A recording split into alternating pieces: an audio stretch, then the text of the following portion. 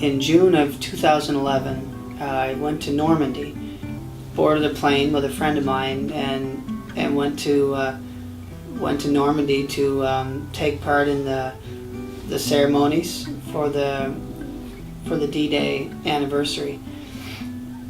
The reason I went, looking back, I have a friend that was doing his doctorate degree from Sir Wilfrid Laurier, and he was involved in what they call battlefield tours, which is where a professor or studying to be professor individuals will take on a group of young university students and embark on a tour of the actual footsteps where battles had taken place in previous wars. My friend and I had been talking about it since the previous fall, and we started talking about it and what it would be like to go, and I ended up going on June 5th, 2011. I got into Normandy, and I was met there by a group called the Westlake Brothers Association. The man that was driving the car, his name was Christophe Collette, and he was in charge of the Westlake Brothers Association. And what that is, in June 6, 1944, on D-Day, 3 brothers from Toronto all died in that battle.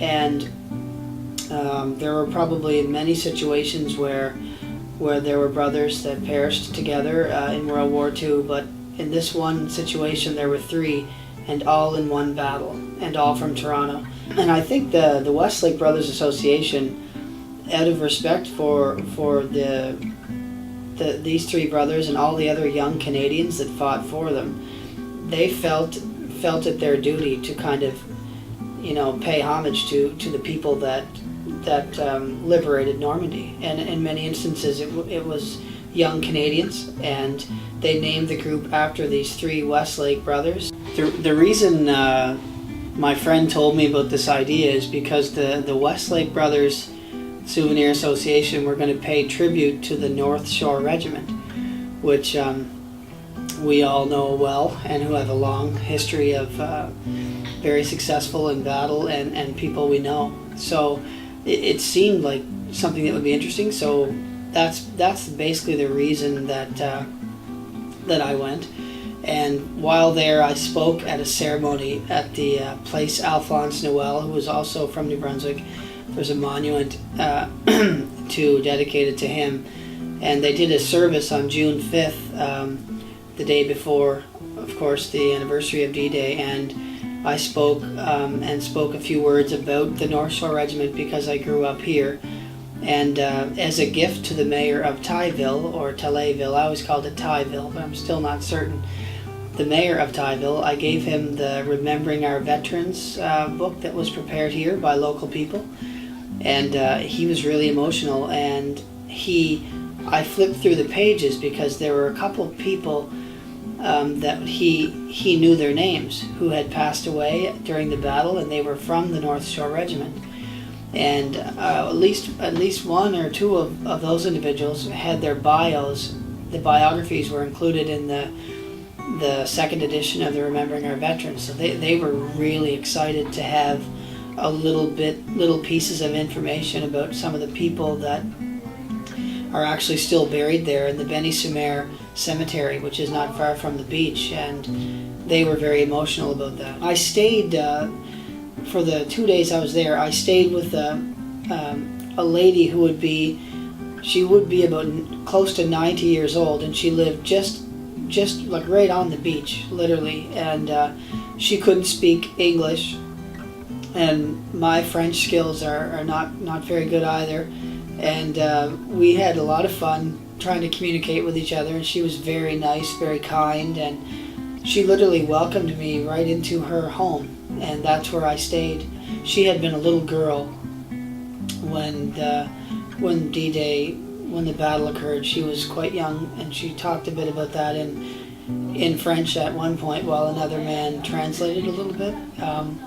No, it was a very unique experience, and one of the cool things too, I visited the Benny-Sur-Mer Cemetery, which has many people that perished during the Battle of D-Day, June 6, 1944, and on maybe till early August, they're all buried there. And I noticed there were people from Chatham and St. Margaret's and one man from, I believe, the Grey Rapids, Howard Curtis. He was buried there, and that was kind of emotional. And just went through the cemetery and looked at the names of the people from the North Shore Regiment, and the Norman people wanted me to see those names. They were very concerned that I see them, and they were still emotional, of course, but they had a lot of respect for Canadians, and that was the part that really impressed me the most.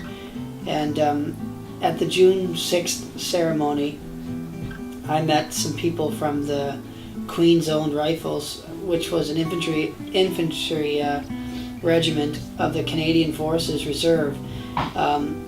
They were based out of Toronto, and during the D-Day, during June 6, 1944, they liberated the first house that was liberated in Normandy at the first light of D-Day, and it was liberated by the Queen's Own Rifles, and the regiment is still active in that building, and I'm not sure if they own it or how that all plays out, but they're very active with the building. And I actually met one of a soldier who fought at D-Day, and he was from Ontario, and he always got credited with putting the grenade in the bunker at the top of the beach. And he explained to me that although he always got credit for it, it wasn't really him. And I sat down because I had to hear this one, and he said that another individual from Ontario was running toward the bunker, and he said it was absolute chaos, and he said that he knew the other man was going to put the grenade in, and he actually got into a hole in the wall, which is made of brick, and he hid in the hole. He hid inside the wall while the other guy blew up the bunker. And he told me the story, and he pointed out to the bunker and roughly showed me where he crawled in, and it was very surreal. And it was interesting that he always got credit, but was always honest in telling it was a different guy from Ontario, and that was quite unique to me as well. And the whole thing was just a really a really special experience. And as of right now, I'm planning to go there for the 70th anniversary in June of 2014, and really looking forward to it. This past year, as you know, the North Shore Regiment, which had been referred to since the early 1950s as the 2nd Battalion Royal New Brunswick Regiment, it's now been reorganized once again as a distinct regiment. So it's back to being the North Shore Regiment, and that's really significant, and I feel that I've been a part of that transition, and there's going to be a rebadge coming up this year. Very special time for a very, very significant and special regiment.